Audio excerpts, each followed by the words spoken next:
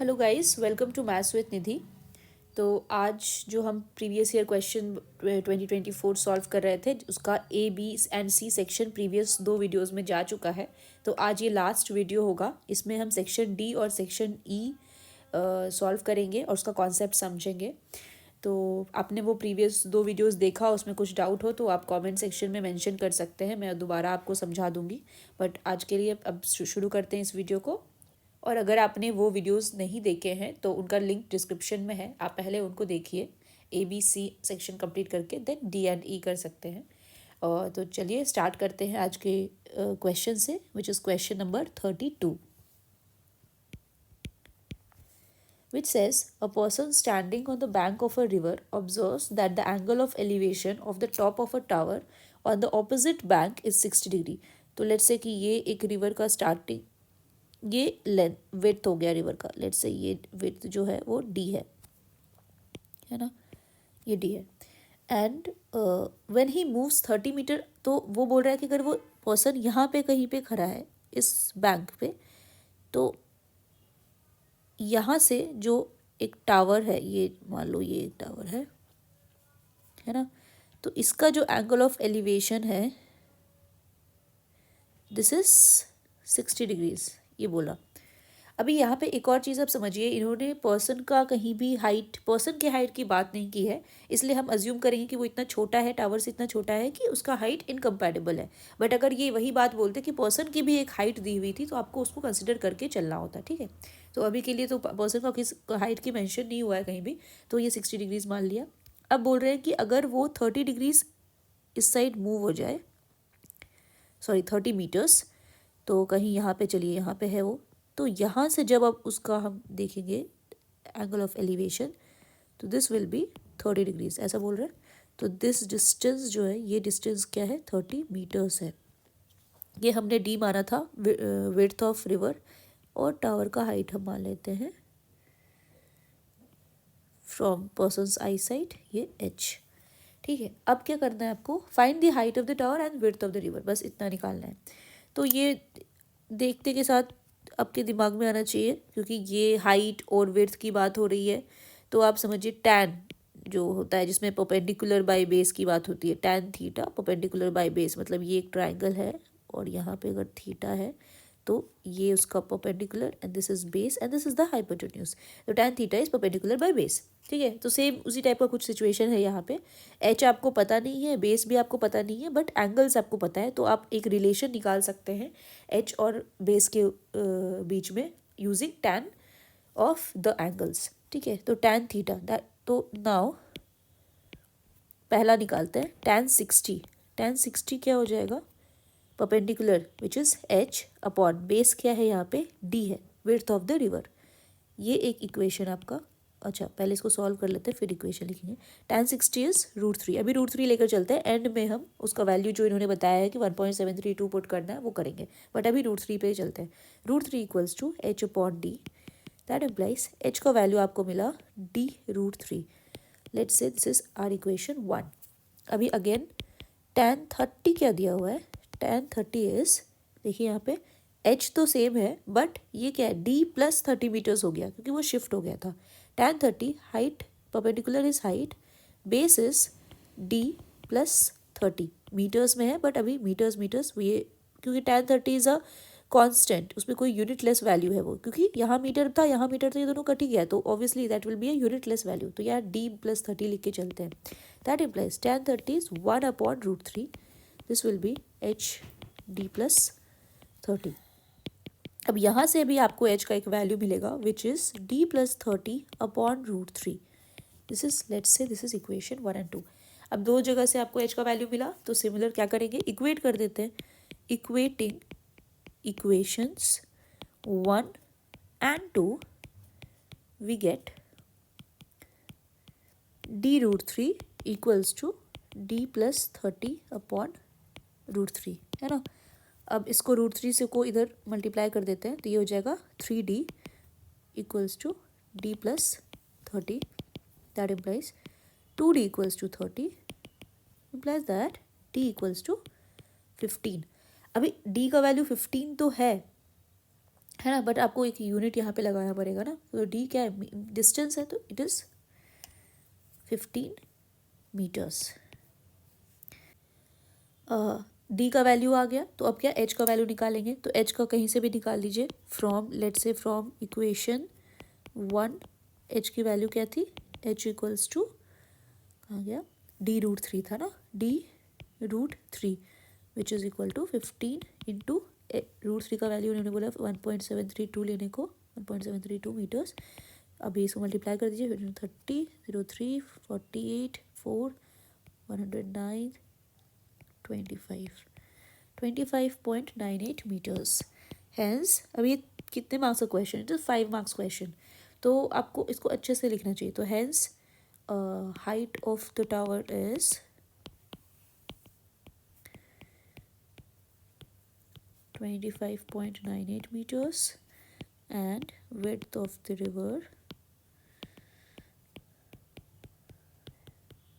is 15 meters। तो ये question आपका सॉल्व हो गया। सो अब नेक्स्ट क्वेश्चन पे चलते हैं, विच इज़ क्वेश्चन नंबर 33।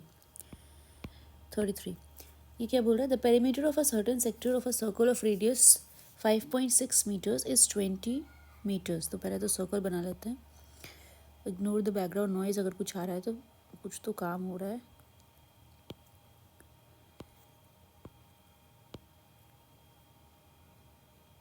ठीक है, अब इसका ये सेंटर हो गया, ये ठीक है, ये जो सेक्टर है इसकी बात हो रही है ना। अब इन्होंने क्या बोला, तो इसका जो पेरीमीटर, ये रेडियस पहले कितना है, आर दिया हुआ है इन्होंने 5.6 मीटर्स का, और पेरीमीटर ऑफ द सेक्टर दिया हुआ है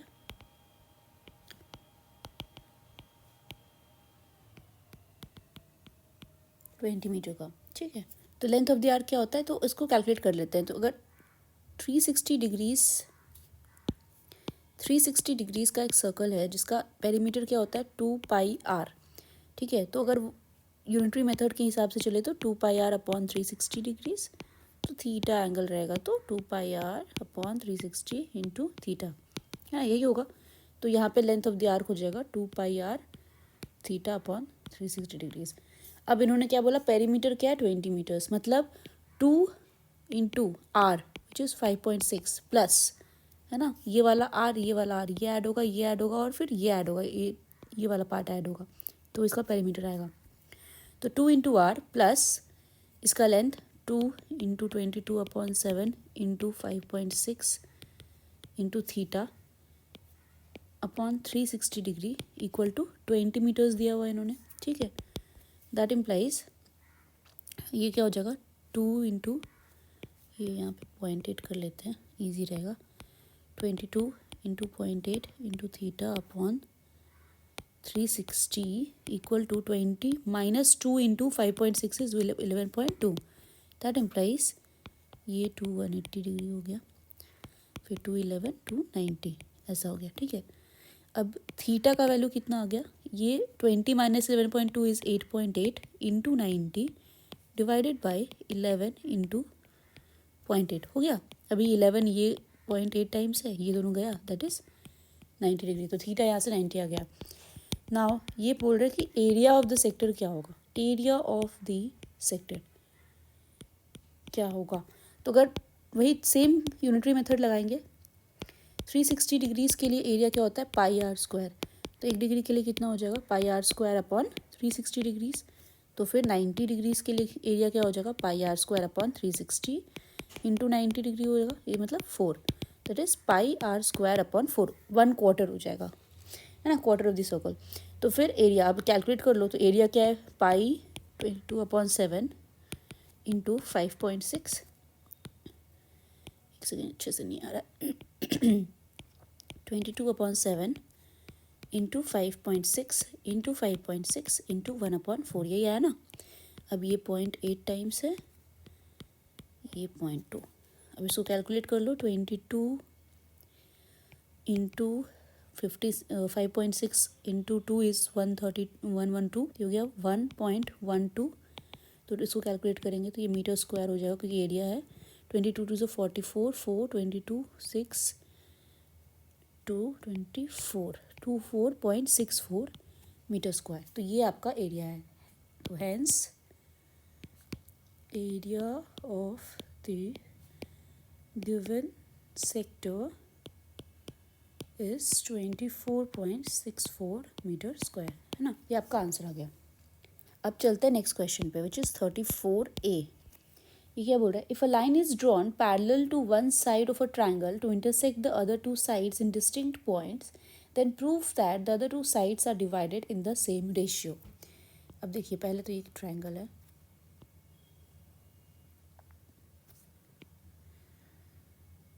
ठीक है। अब ये बोल रहा है कि एक लाइन ड्रॉ किए पैरेलल टू वन साइड, ये इसको पैरेलल ड्रॉ कर लिए ABC and this is PQ which is parallel to BC। तो प्रूव करना है कि ये जो अदर टू साइड्स है उसको सेम रेशियो में डिवाइड करता है। मतलब टू प्रूव क्या करना है आपको? To prove this AP upon PB is equal to AQ upon QC। ये आपको प्रूव करना है कि AB और AC को ये सेम रेशियो में डिवाइड करता है, ठीक है। तो नाउ पहला गिवन क्या है कि given PQ is parallel to BC, that means ये angle 1 is equal to angle 2, angle 3 is equal to angle 4, angle 1 equal to angle 2, angle 3 and angle 3 equal to angle 4। कैसे? corresponding angles, है ना, ठीक है। अब also ये angle A जो है दोनों का कॉमन है, angle A is equal to angle A common, है ना। एंगल AP, इसको आप एंगल AA नहीं लिखे, इसको आप angle BAC is equal to angle sorry angle 1 पहले लिखा है ना हमने, angle PAQ equal to angle BAC ऐसे लिख दीजिए, ठीक है। दस ट्राइंगल APQ जो है वो सिमिलर है triangle ABC, angle angle angle similarity, है ना, ठीक है। इससे हम लोग क्या लिख सकते हैं? That means AP upon AB is equal to PQ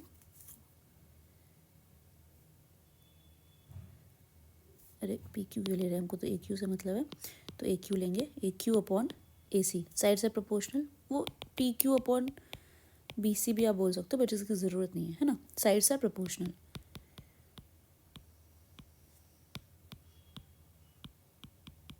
ठीक है।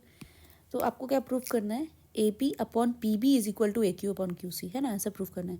तो अभी इन दोनों को देखो आप, ठीक है। यहाँ पे इसको हम लोग पलट लेते हैं, let say AB by AP equal to AC by AQ, ये भी तो सही होगा, ठीक है। तो इसको क्या लिख सकते हैं? AB क्या होता है? AP plus PB by AP is equal to AQ plus QC by AQ, वही तो है ना।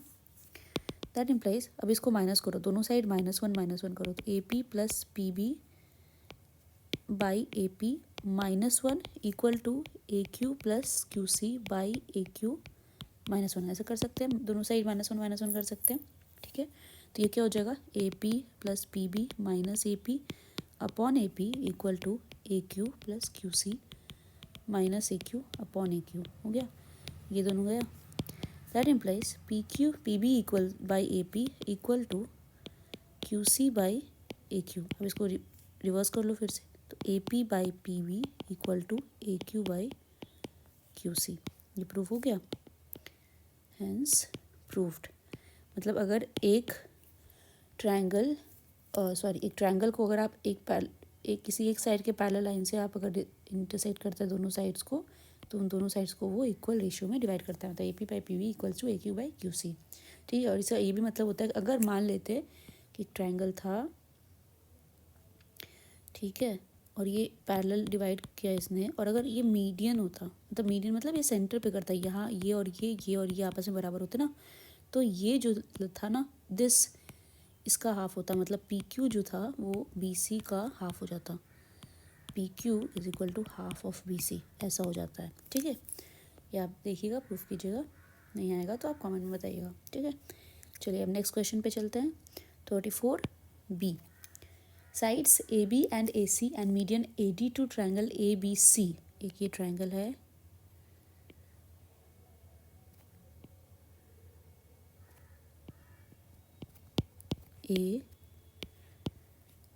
ABC और यहाँ से इसका AD मीडियन है। ये क्या बोल रहा है कि ठीक है, ये are proportional to sides PQ and PR and median PM of another triangle PQR। ठीक है,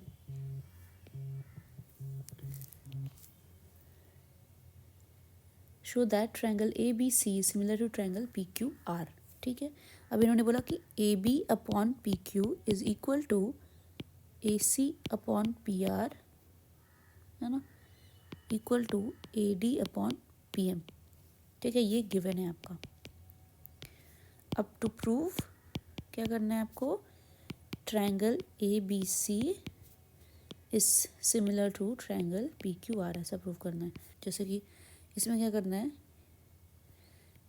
ये ट्रायंगल लेते हैं ABC, ये मीडियन है D। ठीक है, और इस मीडियन को आप एक्सटेंड करोगे। ठीक है, आपने एक्सटेंड किया सच दैट, चलिए इसको मैं एक्सटेंड किया अंटिल E, सच दैट ये AD जो है वो DE के बराबर होगा। AD is equal to DE। ठीक है, ये हमने बोला। ठीक है, अभी सिमिलरली एक और ये दूसरा ट्रायंगल था, उसमें भी यही सेम काम करेंगे। PQR, ये PM है, इसको भी मीडियन को एक्सटेंड करेंगे सच दैट ये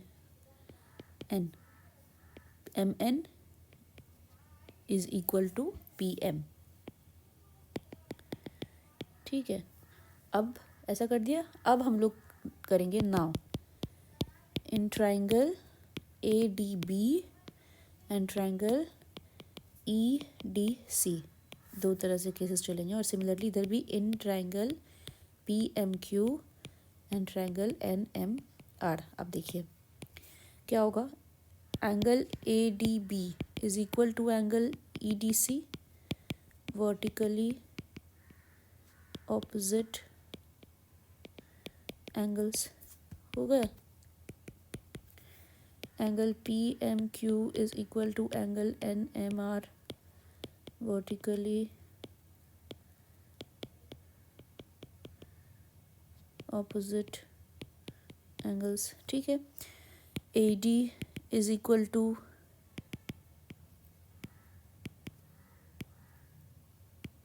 ED अज्यूम्ड, पहले से हमने बोला हुआ है। ठीक है, PM is equal to NM, जो इधर चलेगा सेम दूसरी साइड भी चलेगा। ठीक है, and BD is equal to CD, ये और ये बराबर है ना, गिवन इन क्वेश्चन, क्योंकि वो मीडियन था।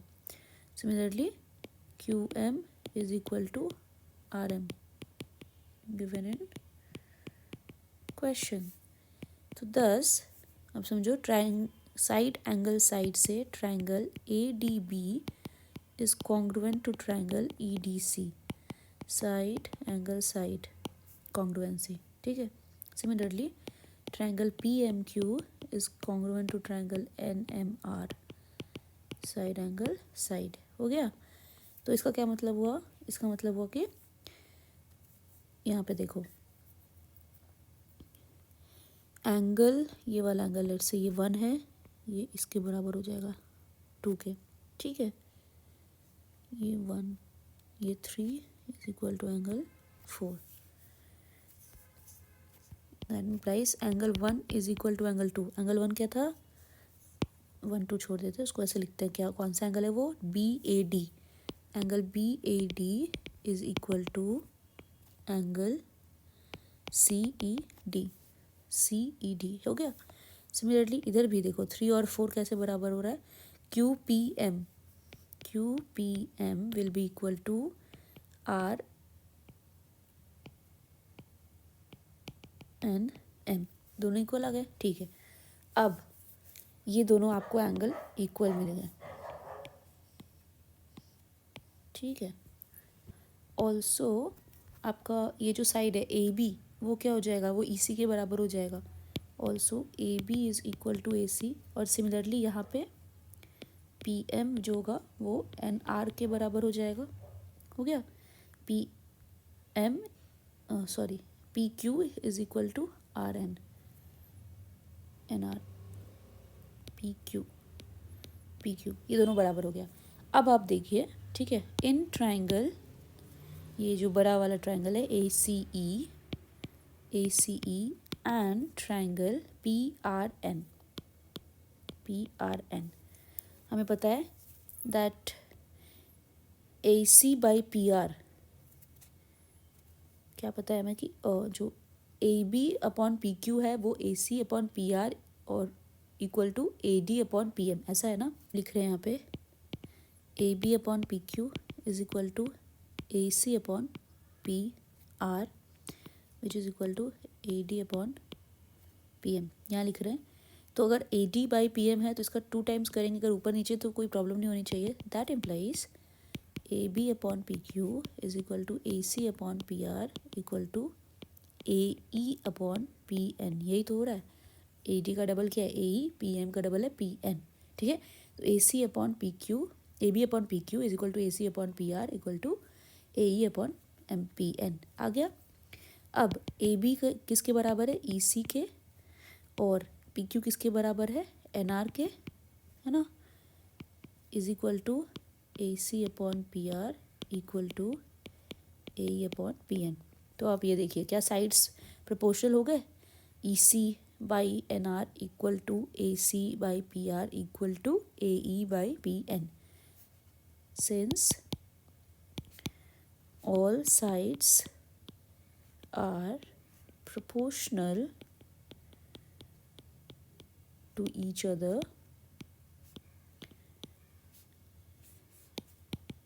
thus triangle ACE is similar to triangle PRN। ये तो प्रूव कर लिया हमने, ये मान लेते इक्वेशन 1, ठीक है। Angle EAC will be equal to angle NPR, है ना, NPR के बराबर हो जाएगा। और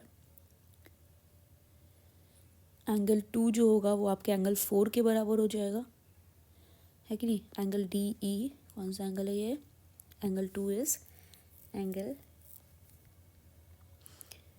CEA, और AEC equal to angle PNR, है ना, PNR के बराबर हो जाएगा।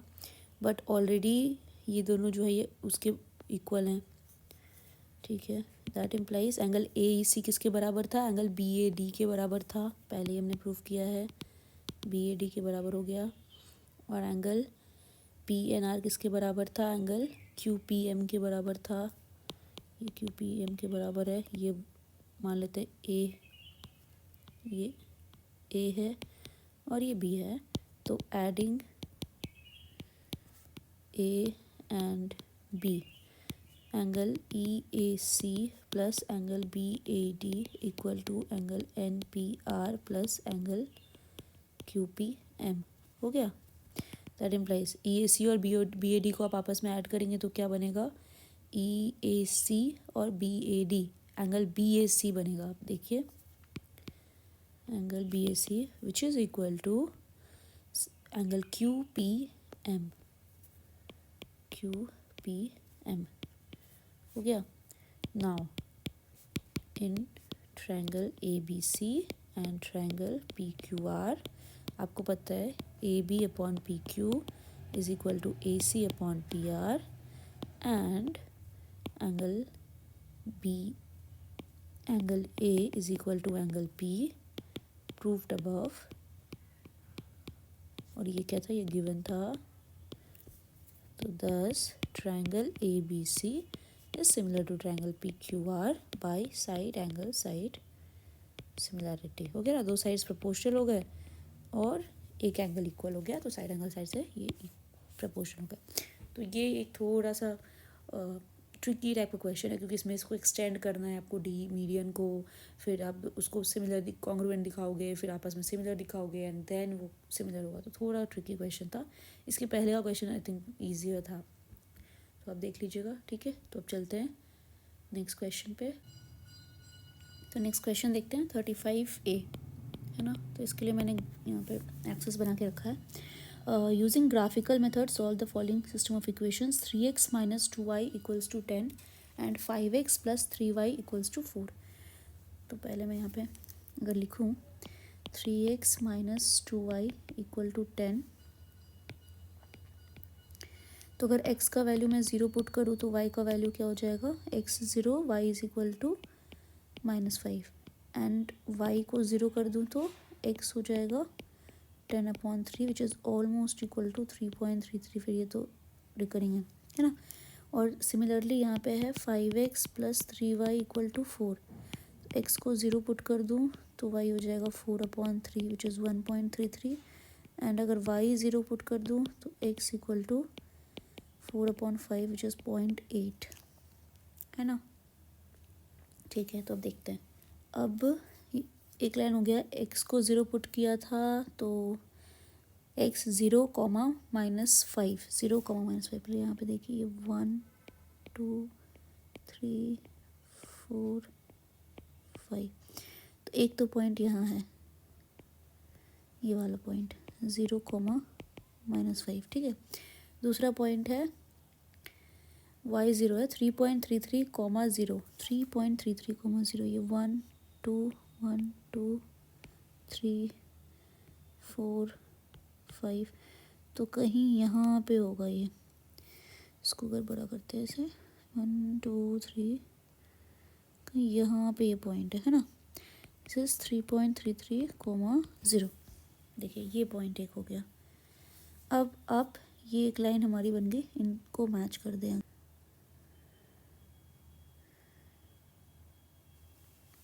तो एक ये लाइन हमारी बन गई।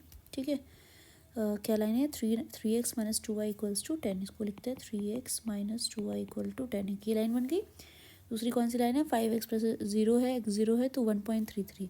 वो कहाँ पे पॉइंट है आपका, 1.33। ये मान लीजिए ये 1 है, 2 है, 3 4 5। सिमिलरली यहाँ पे -1 -2 -3 -4, है ना।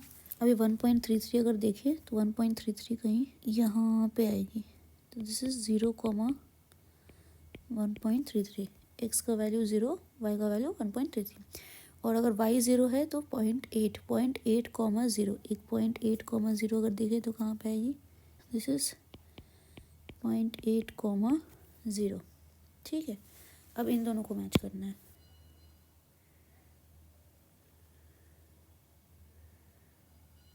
ये दोनों मैच हो रहे हैं कुछ ऐसे। ठीक है, तो ये वाली आपकी लाइन है, ये कौन सी लाइन है, 5x plus 3y equals to 4, 5x plus 3y equal to 4। ये दोनों लाइन आपने बना ली। ठीक है, अब ये कहाँ पे मिल रही है, तो ग्राफ के हिसाब से देखें ना तो ये कहीं यहाँ मिल रही है। ठीक है, अब आप सोचिए थोड़ा मेरा लाइन ऊपर नीचे होगा तो ये ऑलमोस्ट मुझे लगता है ये 2, ओहो मैंने यहाँ पे कहीं माइनस नहीं लिखा, ये माइनस है ना, नेगेटिव। ठीक है, 2, -2 पे कहीं पे ये मिल रही है। ठीक है, तो ठीक है, तो ये हमारा सोल्यूशन आ गया। यहाँ पे लिख लेते हैं, तो solution of the given equations is 2, -2। ठीक है, ग्राफिकल मेथड से आपने इसको सॉल्व कर लिया। तो ग्राफ का क्या है ना, बहुत अच्छे से पॉइंट्स आपको सही से हड़बड़ी नहीं करनी, वरना हड़बड़ी में क्या होगा, आपके पॉइंट्स इधर उधर हो जाएंगे, आंसर गलत हो जाएगा। ठीक है, बहुत ईजी है, ये 5 नंबर आपको ऐसे ही मिल जाएंगे। चलिए फिर चलते हैं नेक्स्ट क्वेश्चन पे। ओके, नेक्स्ट क्वेश्चन क्या है, 35B। If 3 times the greater of two numbers is divided by the smaller one, let's say दो नंबर हैं x and y, ठीक है, where x is greater than y। तो ये क्या बोल रहा है, if 3 times the greater of 2 numbers is divided by the smaller one, we get 4 as the question, मतलब 3x equals to 4 into y plus reminder कितना है 3। ये एक इक्वेशन है आपका।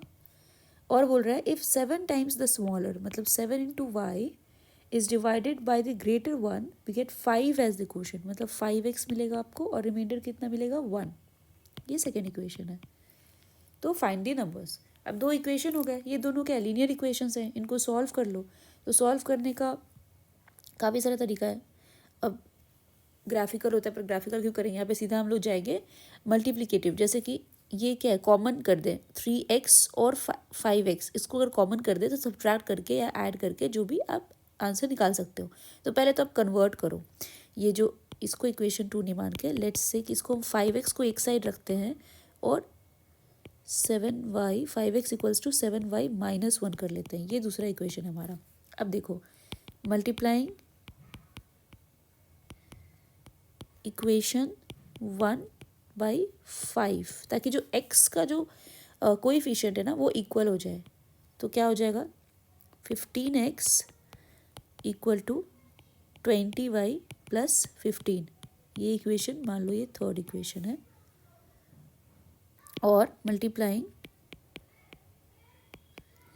आप ना एक इक्वेशन से दूसरे इक्वेशन से x की वैल्यू या y की वैल्यू निकाल के दूसरे पुट भी कर सकते हो, ये आपके मन है, बट मुझे ये ईजियर लगता है तो मैं ऐसे ही बता रही हूँ। ठीक है, मल्टीप्लाइंग इक्वेशन 2 बाई, क्योंकि ईजी है, यहाँ पे बहुत छोटे कोएफिशिएंट्स हैं तो मल्टीप्लाई करना ईजी है।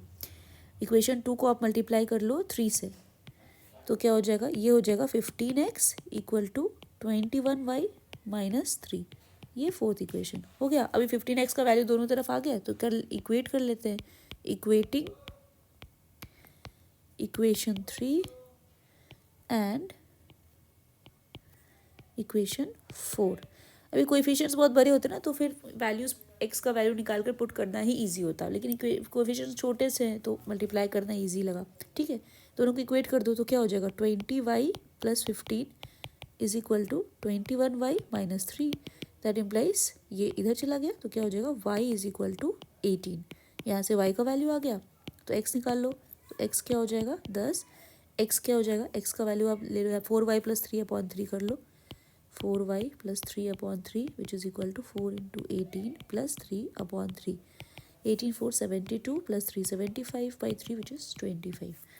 Hence the numbers are 25 and 18। हमने x को माना था ना ग्रेटर, तो वही x ग्रेटर आ गया। ठीक है, तो ये सॉल्व हो गया। अब next question, question number 36, section E. Section E question 36, वो क्या बोल रहा है, एक सर्वे हुआ और it is 120 people were asked to state which type of transport they use on their last holiday. पहले तो ये सर्कल बनाते हैं। ठीक है, ये एंगल है, थोड़ा सा बनाते हैं, 180 डिग्रीज तो है नहीं। ये बताया इन्होंने कि ये 177 डिग्रीज है, ये कार है। ठीक है, फिर यहाँ से ये एंगल है 36 डिग्रीज जो कि बस है। फिर यहाँ से ये ट्रेन है, नहीं पता कितना एंगल। फिर यहाँ एरोप्लेन है। ठीक है, और ये शिप है जो कि 33 डिग्रीज। ठीक है, अब ये पाई चार्ट इन्होंने बता दिया आपको। Observe the pie chart and answer the following questions. If one person is selected at random, find the probability that he or she traveled by bus or ship. तो total कितने persons हैं, total 120 हैं, है ना। अभी वो बोल रहे हैं कि बस या फिर शिप से गया हो तो ऐसे कितने पर्सन्स हैं। ठीक है, तो लेट्स से फेवरेबल आउटकम्स, मैंने आपको बताया था प्रोबेबिलिटी कैसे करते हैं, फेवरेबल आउट ऑफ टोटल करते हैं। तो फेवरेबल आउटकम्स आपके कितने हैं, तो आप ये देखिए कि आपके पास शिप और बस का डिग्रीज उन्होंने बताया, तो फेवरेबल आउटकम्स हो जाएगा 36 degree plus 33 degree which is 69 degrees. Total outcome क्या होगा, 360 डिग्रीज। दस probability of traveled by bus or ship is favorable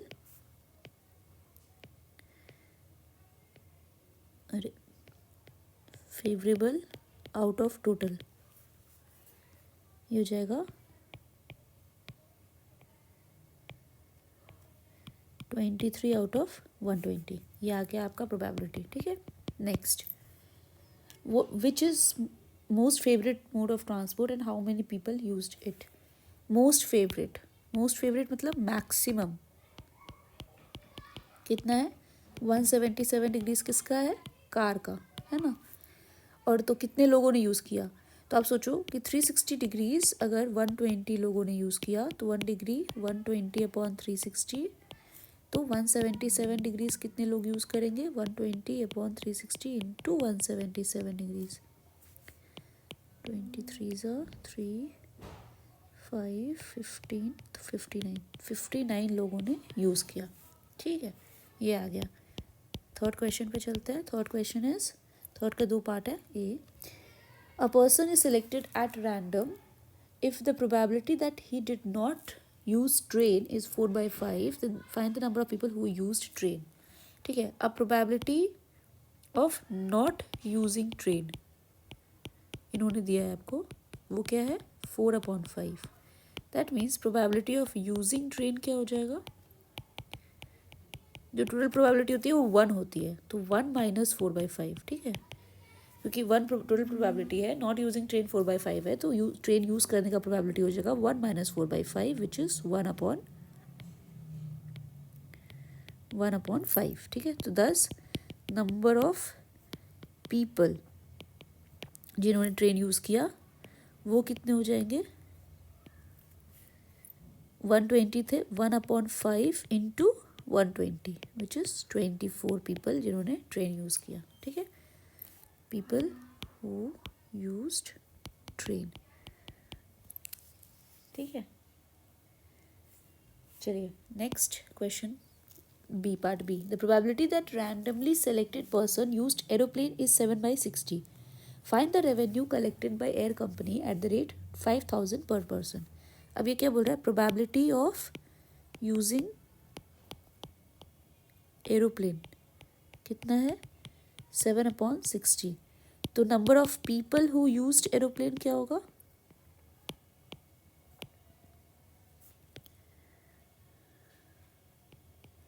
aeroplane कैसे क्या हो जाएगा, 7/60 इंटू 120 विच इज़ 14, है ना। अभी ये आप सोचो कि ये आया कैसे, चलिए इसको देखते हैं कि प्रोबेबिलिटी जो होता है यूजिंग एरोप्लेन का वो क्या होगा, favourable outcomes by total outcomes. मतलब फेवरेबल मतलब जो लोगों ने जिन्होंने यूज़ किया, पीपल हु यूज्ड एरोप्लेन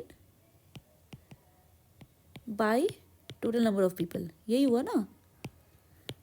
ठीक है, इसको मैं ब्लू से ऐसे मार्क कर रही हूँ, ये समझने के लिए मैं बता रही हूँ आपको।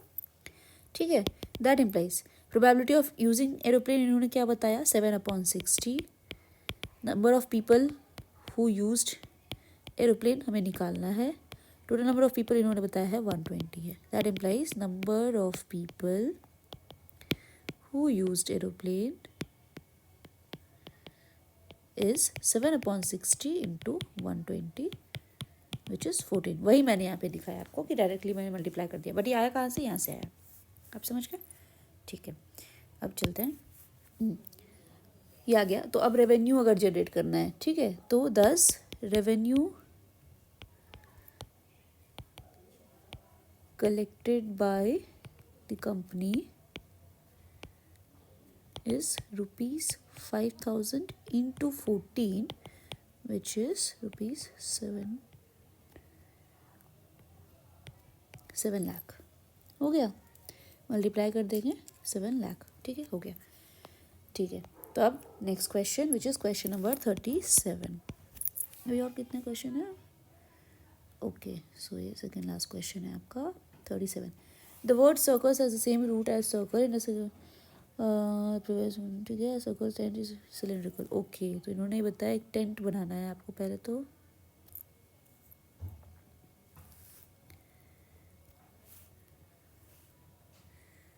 यहाँ पर भी एक टेंट का ये बनेगा, सिलेंडर है पहले, फिर यहाँ से ये एक कोन हो गया है।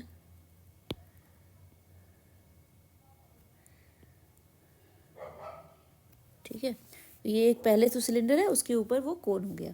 तो ये सिलेंड्रिकल एक सर्कल टेंट है जिसका सिलेंडर का ये हाइट है 8 मीटर्स,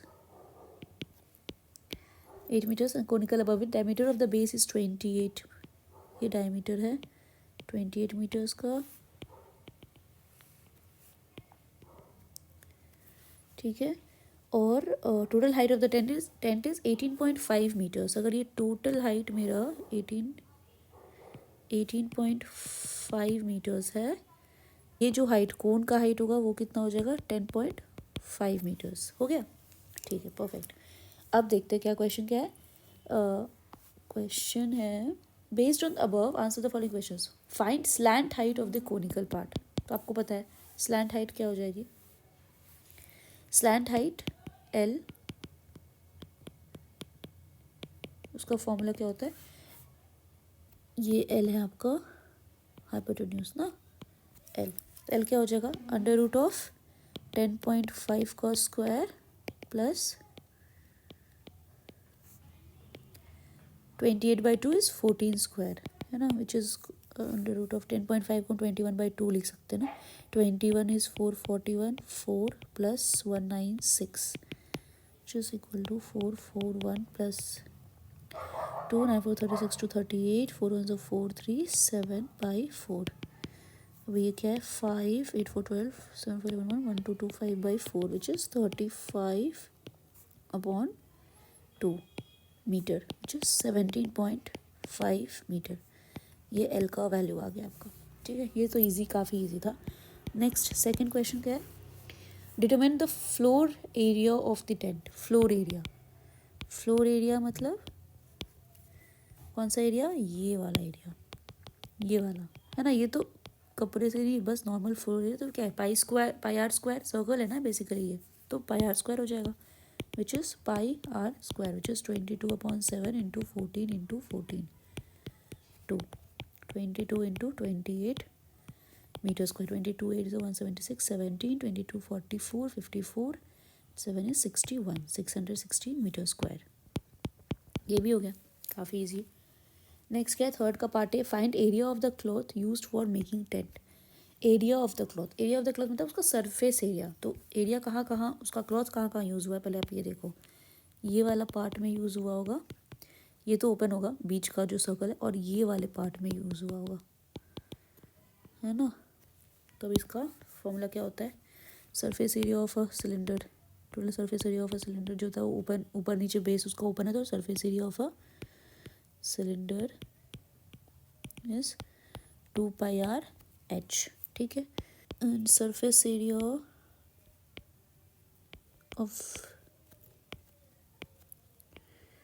ऑफ द कोन, वो सिर्फ उसका जो स्लैंट सरफेस एरिया है ना ऊपर वाला, वो कितना है, πr/l। ठीक है, 10 टोटल क्लॉथ यूज्ड कितना हो जाएगा, 2πr/h plus πr/l which is, pi R common कर लो, 22/7 इंटू 14 कॉमन में आ गया, 2 into H plus L, 2 into H, H कितना दिया है हमने, 8 है, एच इज़ फॉर सिलेंडर का एच है ना यहाँ पे, ये H 8, 2 into H is 16, 8 plus 16 plus L का वैल्यू कितना निकाला था, 35/2,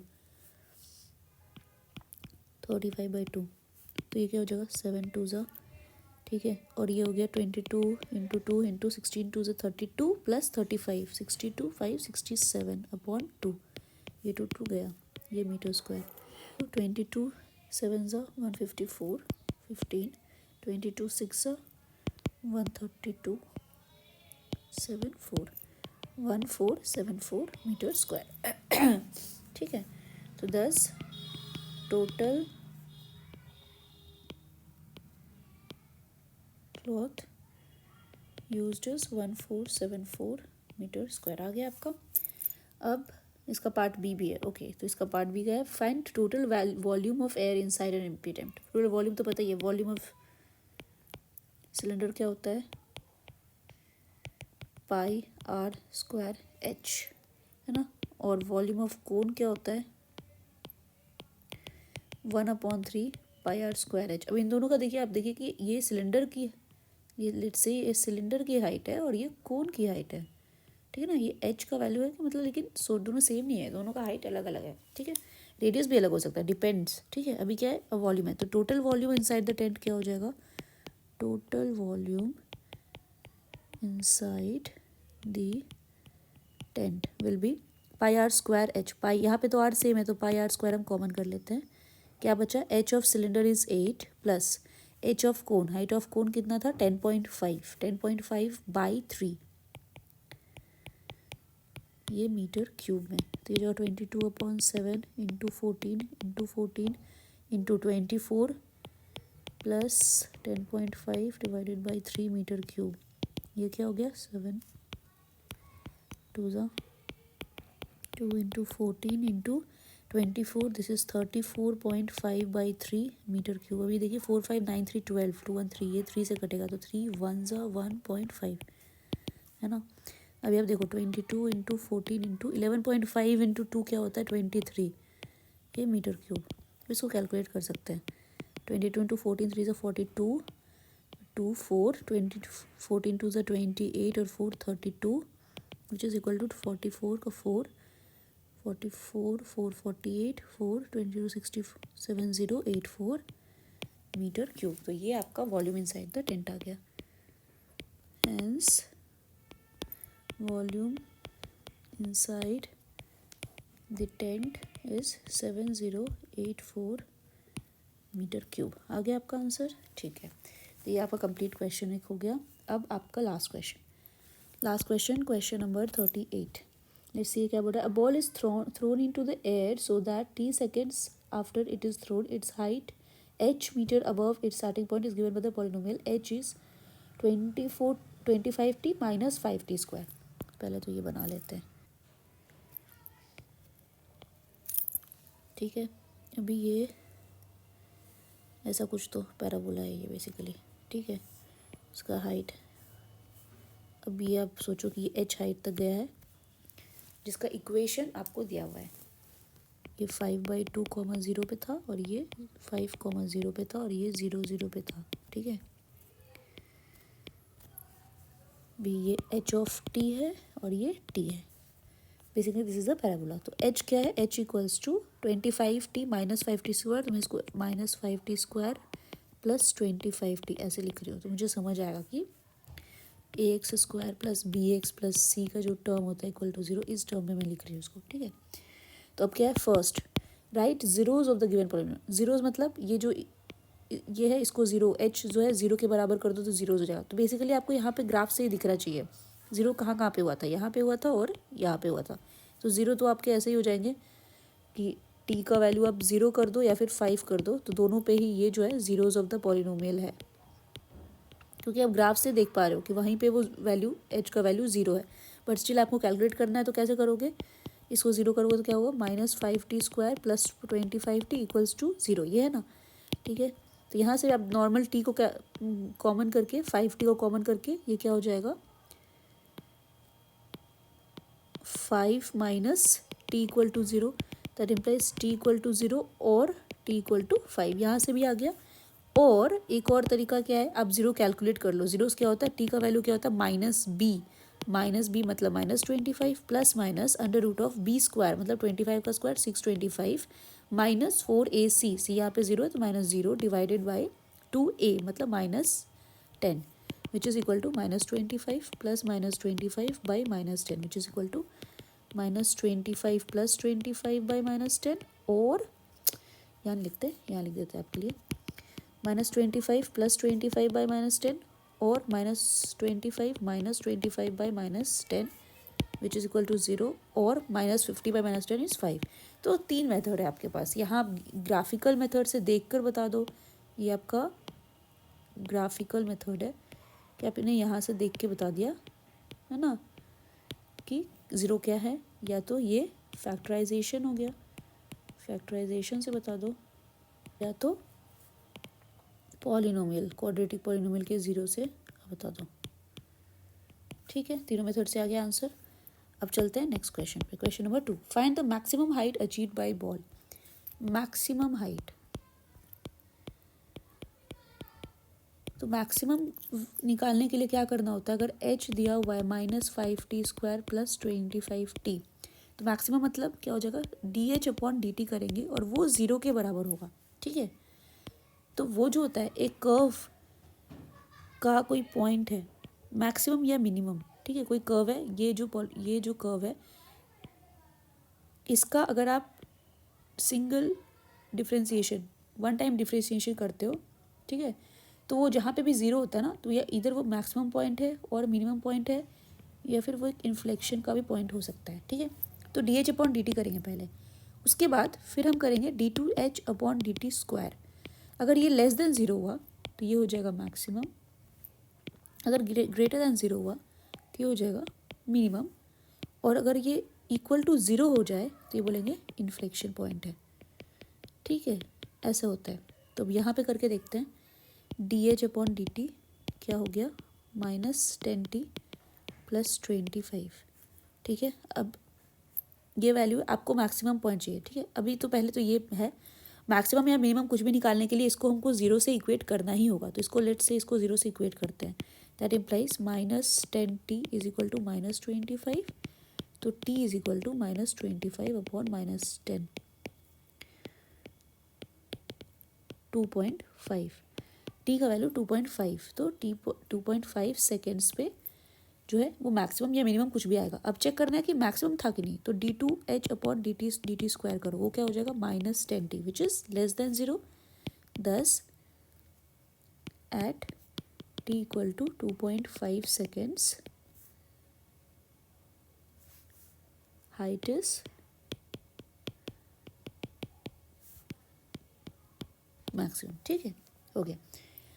और मैक्सिमम हाइट निकालना है, तो t का वैल्यू तो आ गया, तो हाइट का वैल्यू क्या हो जाएगा? h = -5 × 2.5 का स्क्वायर + 25 × 2.5, विच इज़ -5 × 6.25 + 25 × 2.5 इज वही 6.25, 62.5, which is 5 5 is 25, 2 5 is 10, 2 12 2 1 5 6 31 minus 31.25 plus 62.5, which is equal to 10 5 5 4 2 2 2 1 1 6 3 1 31.25 meters. Thus, maximum height achieved by the ball is 31.25 meters. हो गया। चलिए अब नेक्स्ट क्वेश्चन क्या है? क्वेश्चन नंबर 3 का part A, which is after throwing upward how much time did the ball take to reach to the height of 30 meters. ठीक है, तो यहाँ इक्वेशन में पुट कर दो 25t - 5t² = 30। दैट इम्प्लाइज एक ही साइड ले जाते हैं सबको, 5t² - 25t + 30 = 0। 5 तो कॉमन है, तो t² - 5t + 6 = 0 हो गया। दैट इम्प्लाइज t यहाँ से ये क्वाड्रेटिक इक्वेशन है, तो ये t² - 3t - 2t + 6 = 0 हो जाएगा। दैट मीन्स ये t - 3 - 2 t - 3 = 0। तो t का वैल्यू क्या है? 3 और 2, दो वैल्यूज़ है, ये समझो।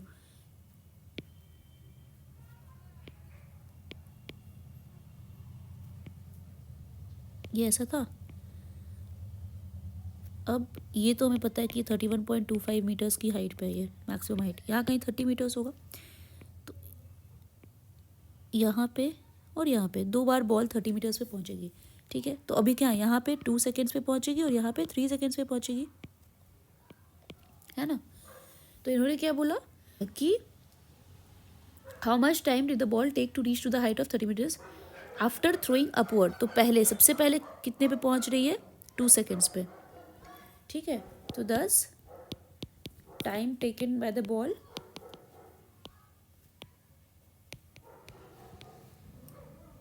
Is 2 seconds। ठीक है, पता चल गया।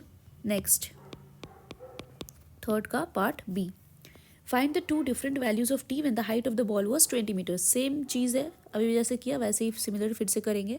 तो 25t minus 5t square equals to 20 हो जाएगा। That implies 5t minus 25t plus 20 equal to 0। T square minus 5t plus 4 equal to 0। That implies T square minus 4t minus t plus 4 equal to 0। t common, t minus 4 minus t minus 4 equal to 0। That implies एक हो गया t minus 4, एक हो गया t minus 1 equal to 0। That implies t equal to 1 और 4। ठीक है, तो hence 2 different values of t are 1 sec and 4 seconds। ठीक है, हो गया। And we have come to the end of the question paper. ठीक है, इसका PDF मैं टेलीग्राम चैनल पे अपलोड कर दूँगी, उसका लिंक मैं डिस्क्रिप्शन में डाल दूँगी। ठीक है, और कोई भी डाउट हो तो आप आराम से क्वेश्चन कमेंट में पूछ सकते हैं, और कोई ऐसा कोई क्वेश्चन हो जिसका आपको सोल्यूशन चाहिए वो भी आप कमेंट में मेंशन कर सकते हैं। एंड इसके बाद हम लोग क्या करेंगे, हम लोग previous year questions chapter wise solve करेंगे। ठीक है, तो इस वीडियो में इतना ही। Thank you so much, bye bye, practice करते रहो।